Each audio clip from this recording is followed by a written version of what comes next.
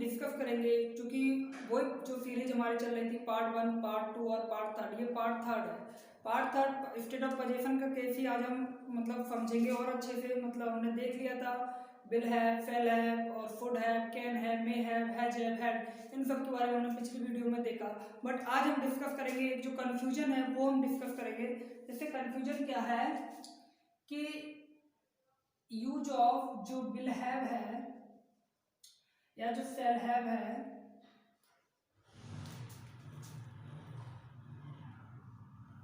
जो use of will have और shall have है, हम यहीं पे हम वुड हैव का भी यूज करते हैं। किसका करते हैं? वुड हैव का। अब कंफ्यूजन ये है कि कहाँ विल हैव लगाएं और कहाँ वुड हैव लगाएं।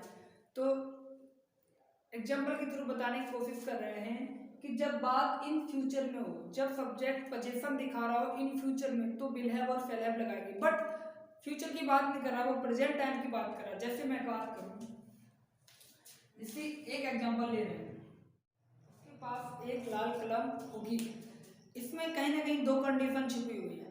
अगर हमें फ्यूचर दिखाना है, मतलब कि हम बात कर रहे हैं कि उसके पास एक लाल कलम होगी इन फ्यूचर, भविष्य में। मतलब कि मैं बात करूं कि उसके पास 1 साल बाद या 1 घंटे बाद या 1 महीने बाद या 2 साल बाद एक लाल पेन होगी, तब तो हम यूज करेंगे विल हैव और शैल हैव का। मतलब कि जब होगा जब फ्यूचर को डिनोट करें तब हम विल हैव और शैल हैव लगाते हैं। लेकिन हमें सेंटेंस कभी कभी पढ़ के ऐसा नहीं लगता कि बात फ्यूचर की हो रही है, बात हमें लगती है कि प्रेजेंट की हो रही है। मतलब जैसे आप किसी के घर पर जाते हो तो कहते नहीं हो कि यार उसके पास तो ये चीज होगी, या उसके पास ये हो गया, चाहे उसके घर चले जाओ तो उसके पास ये चीज मिल जाएगी। क्योंकि मैंने देखा उसके पास तो 1000 रुपये मिल ही जाएंगे, मतलब उसके पास 1000 रुपये होंगे। मतलब एट प्रेजेंट में जब होगा तब हम विल हैव और शैल हैव लगाते हैं। या जब स्पोकन में बोलते हैं कि उसके पास ये होगा, तो फ्यूचर में जब हम बोलते हैं तो कहीं ना कहीं हमारी इंग्लिश वहाँ पे गलत हो जाती है, क्योंकि विल हमेशा फ्यूचर और शैल हमेशा फ्यूचर को शो कराता है। अगर आपको प्रेजेंट टाइम में शो कराना है कि जैसे आप क्लास में बैठे हो, आपको बताना है कि यार तुम्हारे पास पेन नहीं है, यार उसके पास देखो, उसके पास होगी, मतलब कि उस लड़की के पास होगी, राकेश के पास होगी, राम के पास होगी, मतलब एट प्रेजेंट में वो चीज उसके पास होगी, तब हम वहाँ पर विल हैव और शैल हैव का यूज गलत हो जाता है।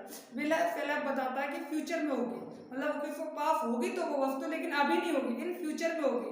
2 साल बाद, 4 साल बाद, 1 महीने बाद, 10 महीने बाद, मतलब फ्यूचर होगा, मतलब फ्यूचर उसमें शो होता है। अगर हमें यहाँ पे फ्यूचर शो कराना है कि उसके पास एक लाल कलम होगी इन फ्यूचर में होगी, तो विल हैव और शैल हैव सही है।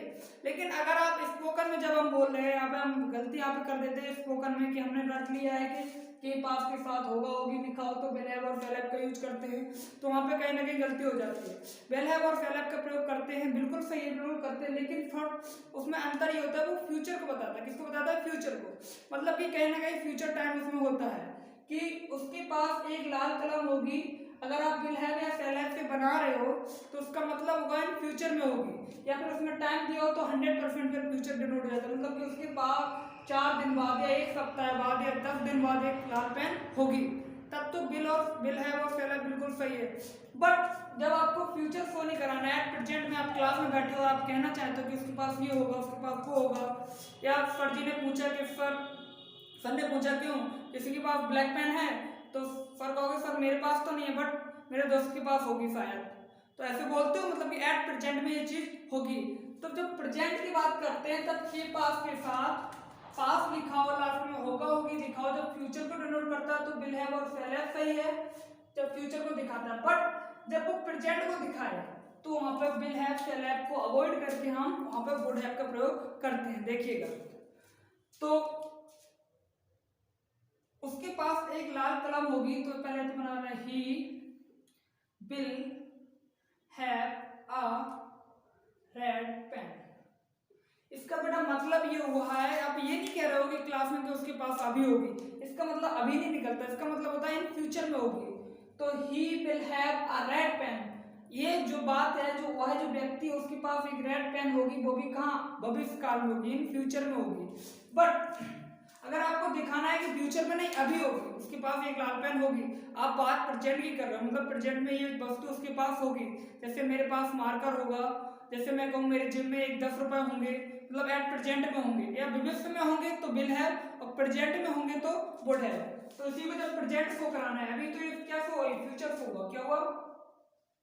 फ्यूचर को शो कराना है। मतलब कि जो एक रेड पेन जो होगी उसके पास जो होगी कब होगी, फ्यूचर में होगी। कब होगी, फ्यूचर में। बट आपको फ्यूचर शो नहीं कराना, आप प्रेजेंट शो कराना। आप दिन भर बोलते हो यार मेरे घर पर नहीं है लेकिन उसके घर पर होगा, यार ये चीज तो मेरे घर पर नहीं है लेकिन उसके घर पर होगी। जब आपके घर पर कोई चीज मांगने आता है तो आप ये कहते हो ना यार मेरे घर पर तो नहीं है बट और मेरे दोस्त के पास होगी, मेरे भाई के पास होगी, मेरी बहन के पास होगी। भाई मैं मेरे पास तो 100 रुपये नहीं है बट मेरे भाई के पास होगी। मतलब एट प्रेजेंट जब आप दिखाते हो, क्या दिखाते हो, एट प्रेजेंट।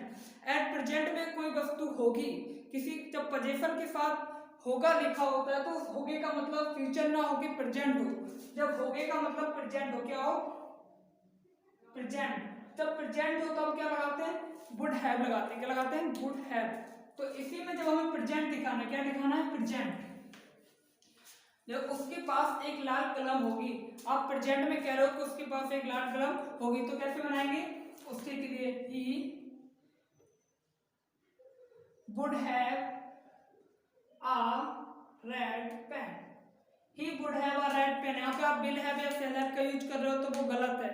विल हैव और शैल हैव हमेशा यूज होता है इन फ्यूचर में, जब भविष्यकाल में कोई चीज होगी, जब भविष्यकाल में पोजीशन शो कर रहा है। लेकिन जब प्रेजेंट में जब पोजीशन शो हो रहा है, आई होप समझ में आ गया होगा अच्छे से कि जब प्रेजेंट टाइम में कोई वस्तु किसी के पास होगी तो होगा के लिए विल हैव और शैल हैव ना होके वुड हैव यूज करते। क्या करते हैं, तो उसके पास एक लाल कलम होगी, मतलब वो अभी कह रहा है कि एट प्रेजेंट में, वर्तमान काल में ये उसके पास होगी, तो क्या लगाएंगे, he would have a red pen. उसके पास एक लाल कलम नहीं होगी, प्रेजेंट में नहीं होगी, तो ही वुड नॉट हैव, क्या उसके पास एक लाल कलम होगी तो वुड पहले आ जाएगा। आई होप ये जो हमने बताया है difference between will have and would have में अंतर क्या था, ये फ्यूचर बताता और ये प्रेजेंट बताता है, लेकिन दोनों का हिंदी जो पहचान है वो सेम है।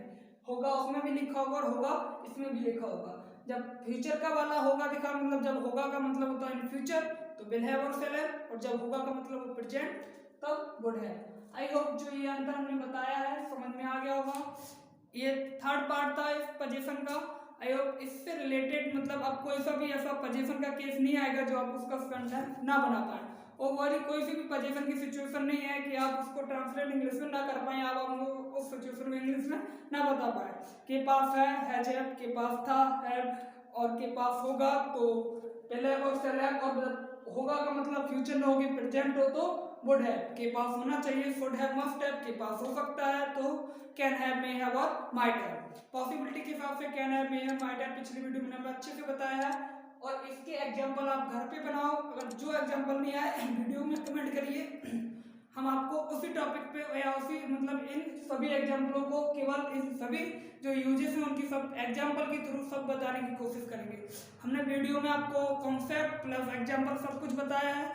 आई होप समझ में आ गए होंगे कि यूज क्या है, यूज ऑफ विल हैव और शैल हैव, ये सब मतलब कि के पास को पूरा खत्म कर दिया हमने, जड़ से उखाड़ने की कोशिश की है।